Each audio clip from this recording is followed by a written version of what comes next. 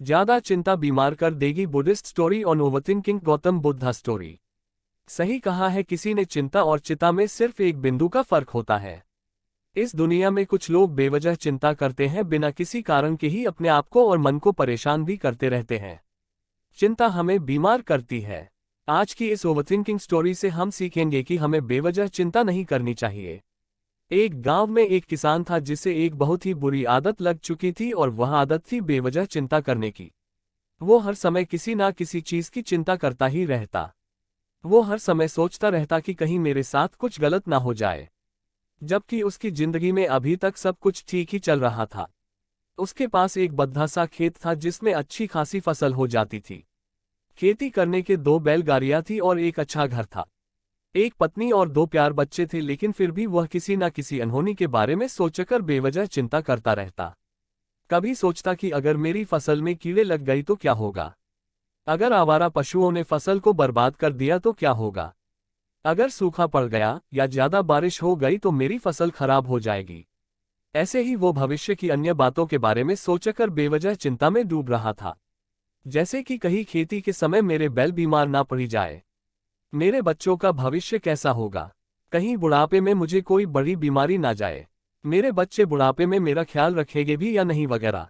अपनी इस लगातार बेमतलब चिंता करने की आदत की वजह से वो आसन और परेशानी नहीं लगता था, और अब उसका किसी भी काम में मन भी नहीं लगता था। उसकी पत्नी ने भी इस बात को अनुभव किया कि उसे बिना मतलब चिंता करने की आदत पड़ चुकी है। उसने उसे कई बार समझने की कोशिश भी की। तुम बेवजह चिंता करना छोड़, लेकिन उसके समझने का कोई मतलब नहीं रहा। उसे पता चला कि नगर में एक महात्मा आए हैं जिनके पास सारी समस्याओं का हल है। फिर एक दिन बौद्ध भिक्षु के आश्रम में पहुंची। बौद्ध भिक्षु बहुत ही बुद्धिमान और ज्ञानी व्यक्ति थे। किसान और उसकी पत्नी अपनी सारी समस्या बौद्ध भिक्षुओं के समक्ष रख दी। किसान ने कहा, महात्मा, मैं हर समय किसी न किसी बात की चिंता करता रहता हूँ।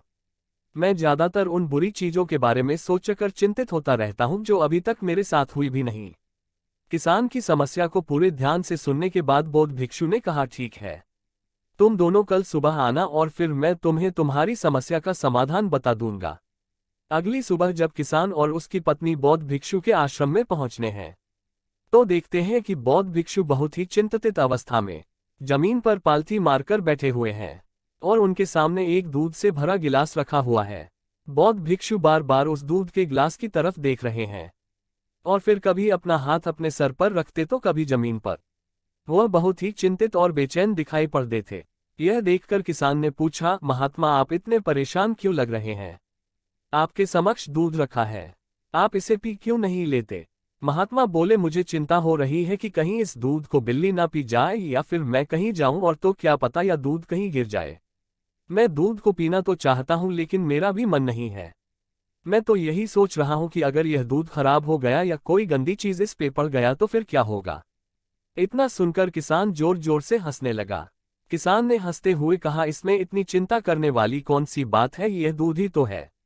अगर इसे बिल्ली ने गिरा दिया या ये खराब हो गया या फिर किसी ने इसे पी लिया तो क्या हो गया? ये आपको दोबारा मिल जाएगा, और वैसे भी आपका चिंता करना बेकार है कि ना तो अभी इसे बिल्ली ने गिराया है, ना ही खराब हुआ है, और ना ही अभी इसे किसी ने पिया है, और हो सकता है कि भविष्य में ऐसा हो भी ना। किसान के मुंह से यह बात बौद्ध भिक्षु मुस्कुराए और बोले, मैं भी तो तुम्हें ही यही समझने का प्रयास कर रहा हूं कि भविष्य की उन घटनाओं की चिंता करना व्यर्थ है जो अभी हमारे साथ हुई ही नहीं, और बहुत बड़ी संभावना है कि वो कभी होगी भी नहीं, और अगर हो भी गई तो जिस चीज को तुम एक बार हासिल कर सकते हो उसे तुम दोबारा भी हासिल कर सकते हो, और अगर नहीं कर पाए तो कोई बात नहीं, क्योंकि समस्याओं के आने के साथ ही उन समस्याओं का सामना करने की हिम्मत भी अपने आप ही आ जाती है। यह बातें सुनने के बाद किसान को लगा जैसे किसी ने उसके गाल पर एक थप्पड़ मारकर उसे नींद से जगा दिया हो। उसे महसूस हुआ कि वो भी तो यही गलती कर रहा है। वो भी तो भविष्य की उन घटनाओं के बारे में सोचकर चिंतित हो रहा है जो अभी तक घटी ही नहीं और शायद कभी घटेगी कि नहीं। वो और फिर बौद्ध भिक्षु के चरणों में गिरा और कहने लगा, इतनी आसान में मुझे मेरी गलती का एहसास करवाने के लिए आपका बहुत बहुत धन्यवाद, और मैं आज से पूरा प्रयास करूंगा। मैं बेवजह चिंता करना बंद कर दूंगा। जापान में एक लोकप्रिय कहावत है, अगर तुम चल रहे हो तो सिर्फ चलो, अगर तुम खा रहे हो तो सिर्फ खाओ, लेकिन एक समय में सिर्फ एक ही कम करो, चिंता न करो। इस लोकप्रिय कहावत के अर्थ ने मुझे हैरान कर दिया था।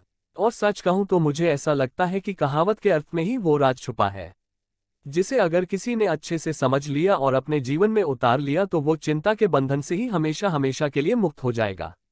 इस कहावत के अर्थ के बारे में हम आगे बात करेंगे, लेकिन उससे पहले देखते हैं कि हमारे दिमाग में इस तरह के विचार ज्यादा चल रहे होते हैं। पहल, क्या मैंने यह काम सही से किया? दूसरा, क्या मैं इसे और बेहतर कर सकता था? तीसरा, इसका परिणाम क्या होगा?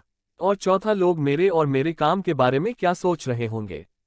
ये ऐसे कुछ विचार हैं जो हमारे दिमाग की सिस्टम में ज्यादातर समय चलते रहते हैं, लेकिन हमें पता नहीं चलता क्योंकि हमने इन विचारों के साथ जीना सीख लिया है और हमारा दिमाग काम भी ऐसे ही करता है कि अगर हमने इसे किसी काम को कई बार करवा लिया तो फिर यह उसे अपनी आदत बना लेता है और फिर हमारे चाहे बिना भी उसे काम को करने का प्रयास करता है।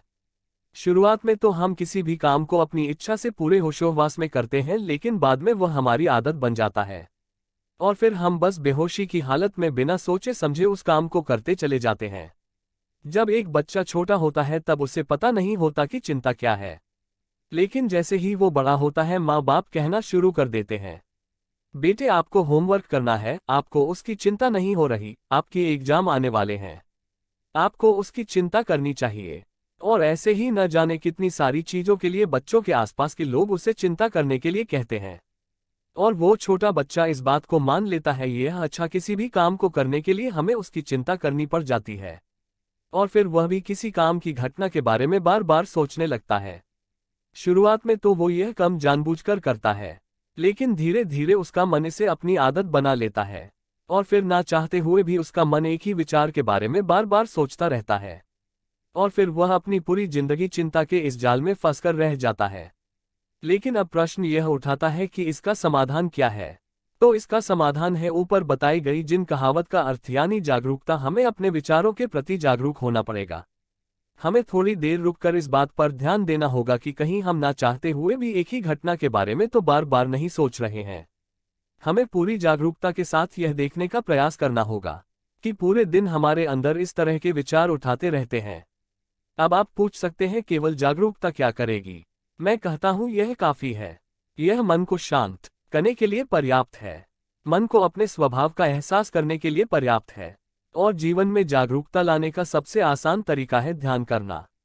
ध्यान करने के दौरान अपने विचारों पर ध्यान देना, और जब आप पूरी जागरूकता के साथ अपने विचारों पर ध्यान देना शुरू कर देंगे तब आप पाएंगे कि आपके मन में चलने वाले गैर जरूरी विचार एक एक करके अपने आप ही गायब होना शुरू हो जाएंगे और फिर आप एक आनंदित और शांत जीवन अनुभव कर पाएंगे।